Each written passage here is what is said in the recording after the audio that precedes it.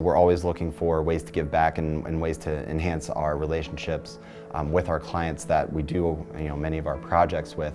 We really dive in headfirst and try to get to know as much as we can about the client, about what they do and basically who they serve. And it became pretty apparent that Curative Connections serves a very unique set of people.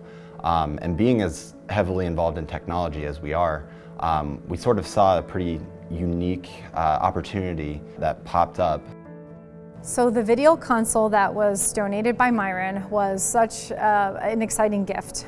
We were really surprised by the offer and excited to really push ourselves into that technology. With that gaming piece being so familiar for folks when they're at recreational time, to incorporate the two, I think we're going to be able to reach people in new, innovative ways that we weren't prior to having that. This adaptive gaming station has a nice big controller, heavy duty with very large buttons that they can really smash. The types of games that we installed on this system are very simple single button games.